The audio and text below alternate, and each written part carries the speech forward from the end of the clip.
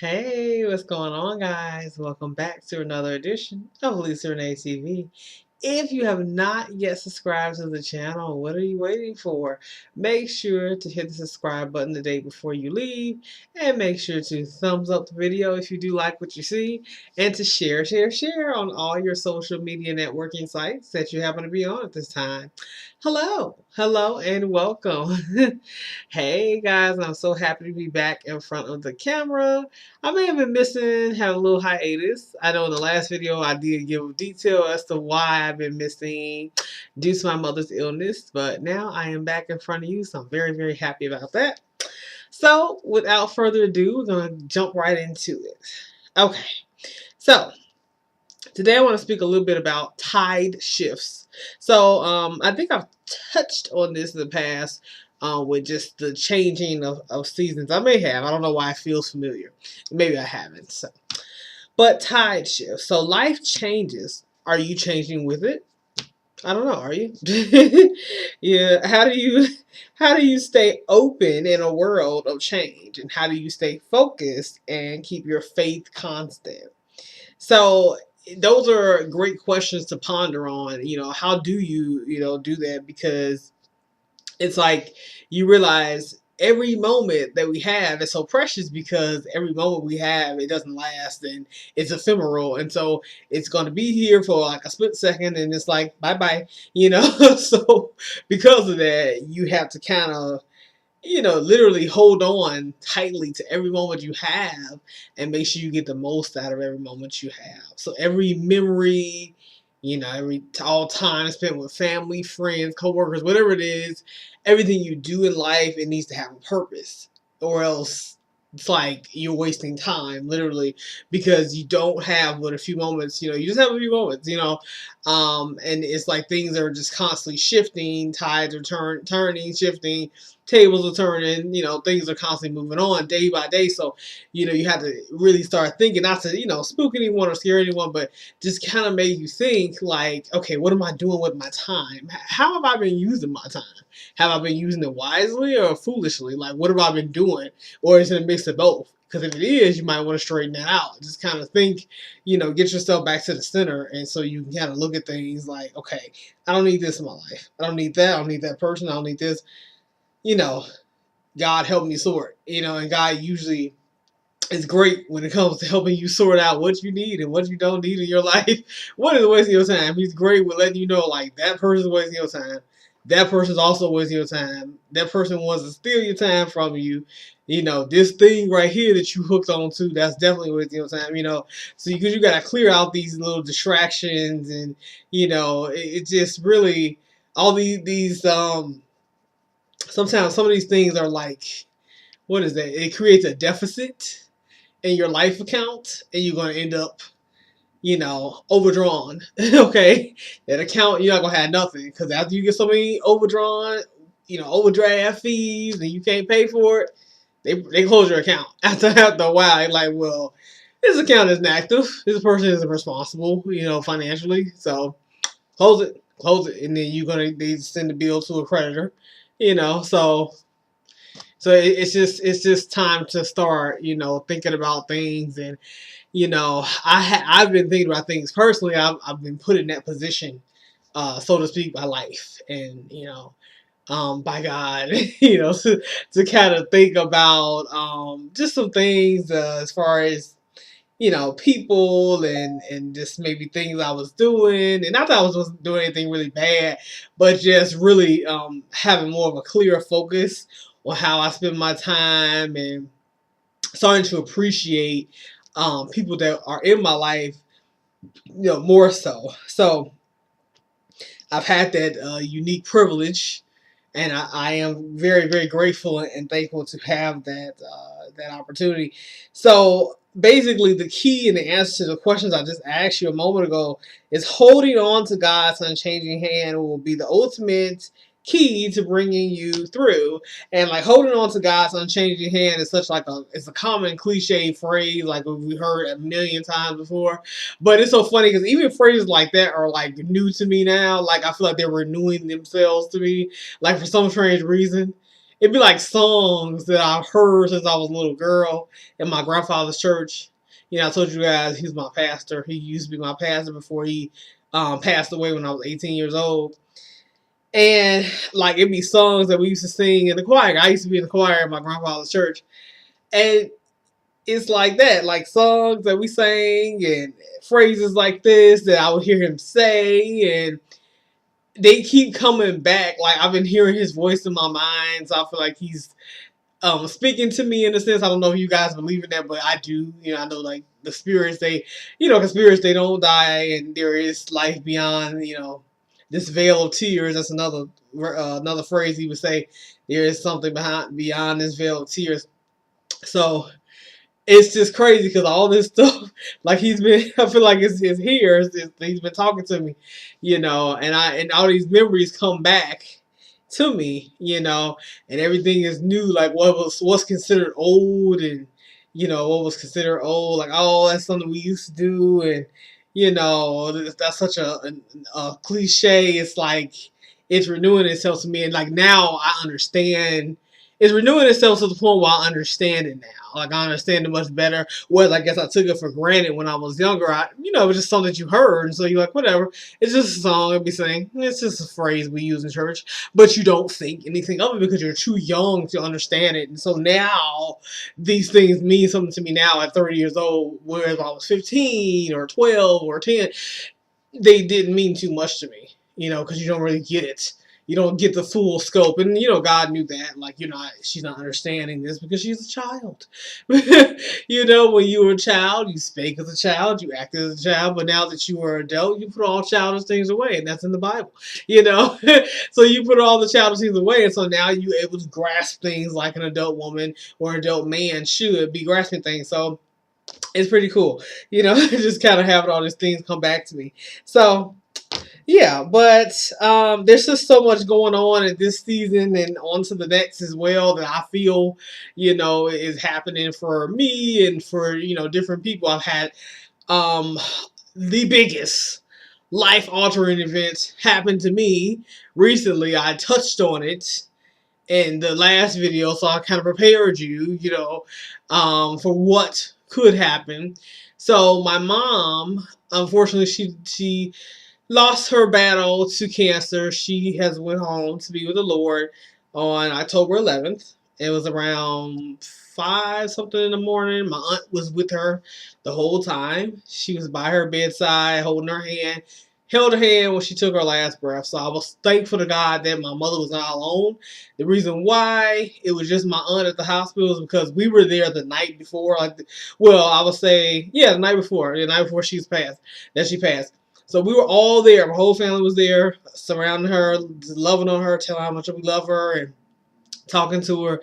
So we were there, and we had left and went home, and like we kind of knew and had a feeling like the doctors were telling us, like, yeah, you know, she can go at any moment, and like you don't want to hear that, you know, especially regarding your mother. I'm like, I don't, you know, you don't really want to hear that because I still was praying for my miracle, like.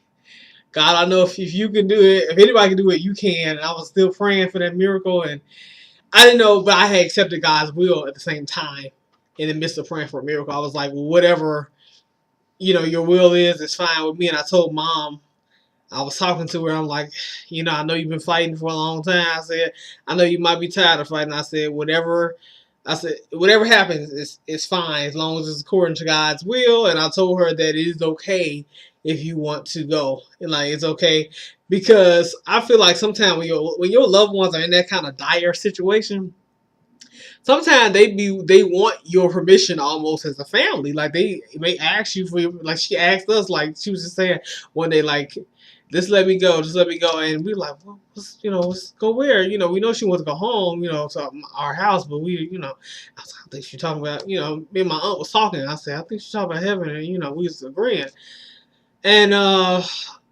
sometimes when your loved ones are in that situation, they almost like if when God has told them that, I believe that God tells them, I'm going to call for you. I want you to come home with me. You know, because God always gives us, you know, free will and all kind of stuff. And he tells us, and he talks to us. We his children. Just like your earthly father would sit down and talk to you. But I think God tells them that, and they feel it in their spirit, and they're just trying to tell you, their family, like, look, I'm going home, but I need you guys to understand this. I need you to really resolve it in your mind. And it's hard, especially telling your child that, like, listen, I'm leaving, okay? And I'm not leaving on no midnight train to Georgia. I'm going straight through heaven's door, but I need you to resolve it in your mind.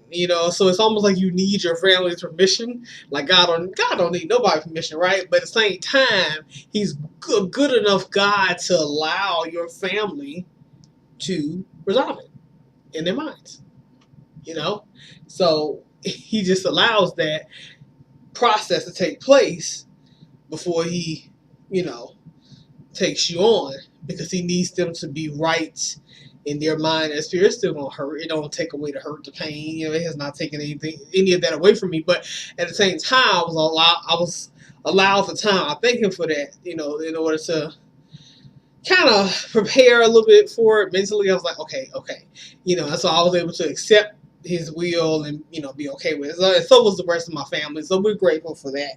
But for me, that was my life altering event. That was my tide shift for the year 2018, and I wasn't expecting it to happen. It's like she'd been sick for a while, so you kind of started to expect it, but it's like at the same time you weren't expecting it to happen. I wanted her to come out of it. She'd come out of it before and been okay, and I'm like, she's gonna be this. I told you on the last video, she's gonna kick this cancer's ass. She's gonna do it, and that's what we were praying for. And it's like, well, she did kick cancer's ass, but in another kind of way. It's not on this side of heaven, on the other side of heaven. And so, it's just one of those things. But, it's just, yeah, I had to ask myself these questions I'm asking you all. Like, well, how do you stay focused? How do you keep your faith constant? So for me, my faith was shaken. It was.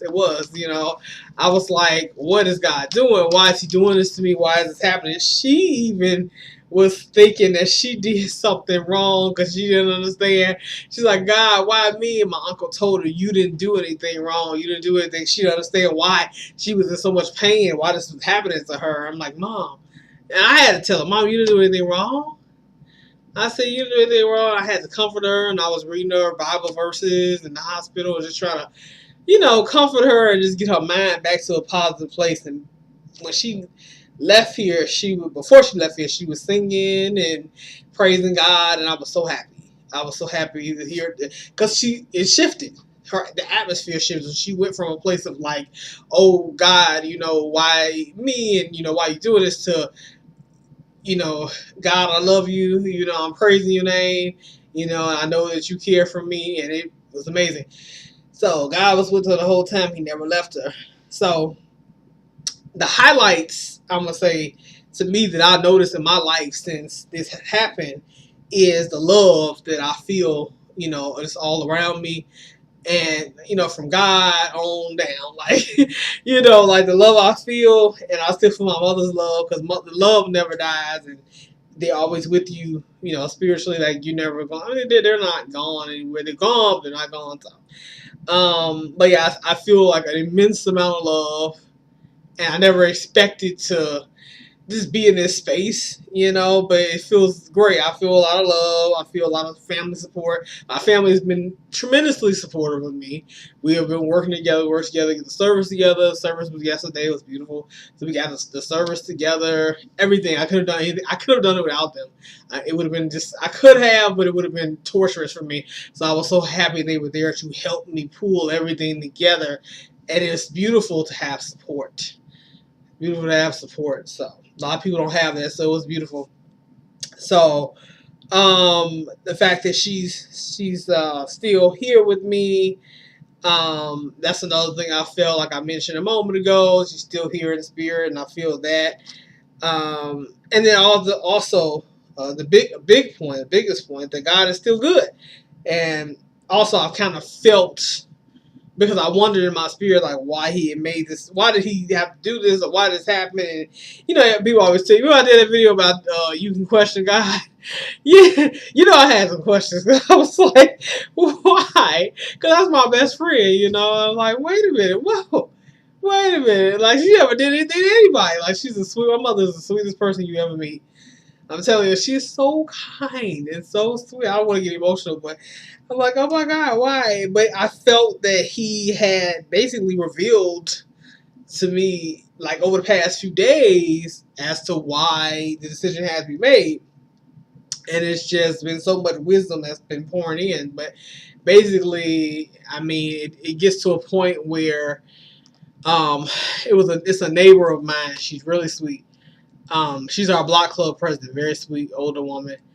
And she was very sad to hear about the passing of my mother. And she was talking to me just about keeping your faith up and, you know, staying strong in the Lord. And she was telling me that because she lost her husband a few years ago, so she knows what loss feels like.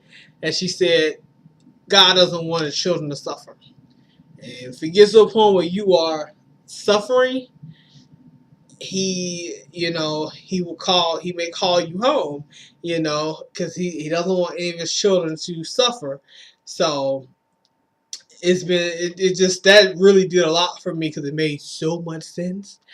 And she was, you know, in a position where she kind of was suffering a bit and a little miserable, and it just like it wasn't getting any better. The doctors could no longer, you know, do anything. She had the best team of doctors and nurses that you could ever get if you was going through cancer. Like, you want them on your team. I mean, these are the people who graduated from Harvard and what, University of Chicago and all the top schools. Like, these are the people you want on your team. You got the best minds on your team. These people are good, you know. And but when the best step back and say, okay, you know, we weren't expecting this. It's just, you know, something happened. Complications happened. And the best was like, I don't know, if they Kanye shrug you and they're the best, that's when you like, look, Lord, I need you to come on down, because you see the best. I know you had the best on the team. It was good, but I need a little help. So God steps in like, no problem. I got this. He put on his gloves, like, put my gloves on, put my mask on. I got this. I will take care of my baby. And that's all he was doing, was taking care of his baby. So, you know, it's just one of those things. But when you have those life alternate events, maybe you've had a tide shift too this year. Maybe, I hope to God yours wasn't as earth shattering as mine. You know, maybe yours was kind of like a mini tide shift. You know, wasn't that bad. Maybe yours was beautiful.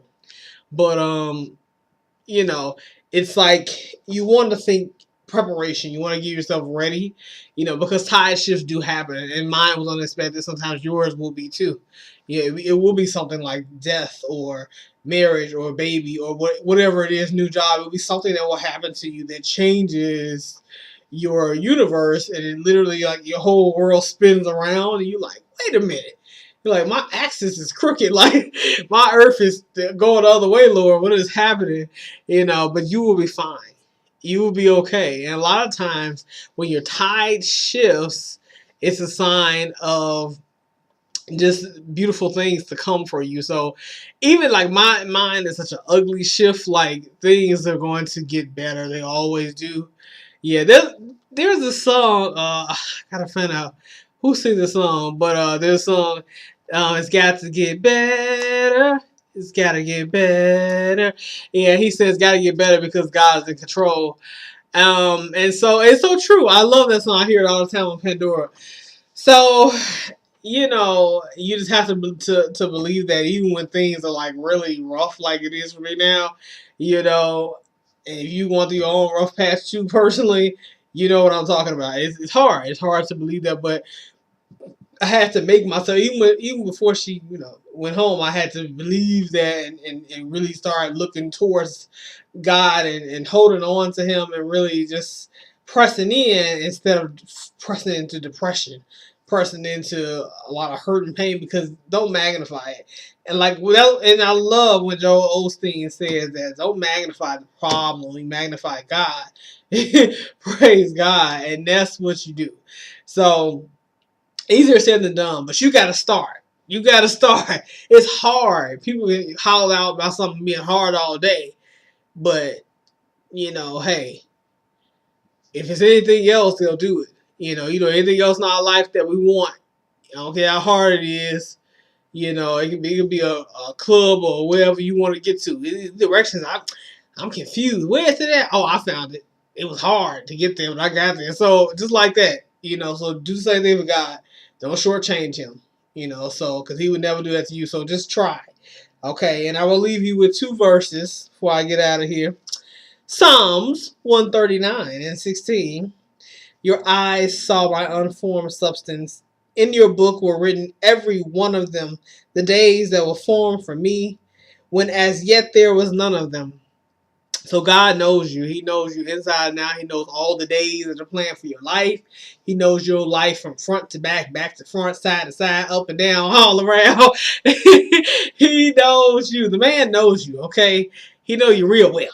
You may not know yourself, but he knows you real good, and he'll help you to know yourself. So I want you to get to know him and allow him to pour into you, and your life will never be the same.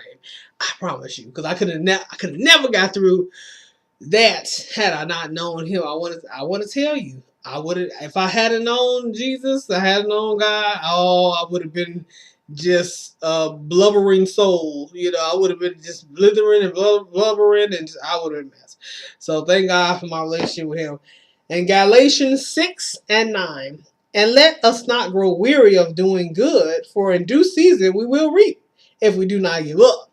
I love when the Bible has a verse and they put a comma because God is about to tell you what you got to do to get what he said before the previous comma. He like, look, what I just said sound real good, right? I know you want it, but this is what you got to do though. So comma, if you don't blah blah blah. I'm like, I love when he does that.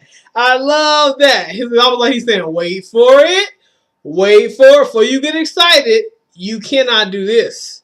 That's when you be like, oh, okay. Because you get ready to jump for joy, and you like, oh, I can't give up. Wait a minute. I was just getting ready to throw this towel in. I got this towel in my hand for to toss it across the room. You're like, oh, hold it. Use it to wipe your tears. Now praise me, and let's move forward. So yes. So there you have it. But thank you guys so much for tuning in today. I hope this really blessed your life. I hope you got something out of it. Please share it with a friend, a family member, a co-worker, all that good stuff. And let me know that you did. Yes. I love to hear your story. I love when you guys write in to me. Tell me what you're going through. Are you going through a tide shift? You want to talk about it? You can always email me too. If you guys want to ever email me, if you want to talk privately and you don't want to put it in the comments, you can email me. My email is actually on the front of my page, or you click into my page and you see like my banner, my picture and everything. Email's right there in the corner. It should say contact me or contact us or something like that. So I'm going to check. I should know that, shouldn't I? So I will check. So please hit me up. You can do email. You can do Facebook. You can Facebook me if you want. You can Facebook, Instagram, Twitter. I'm on all of them. So yeah, definitely, hit me up. Let me know what's going on with you. Leave me a comment below and share the video.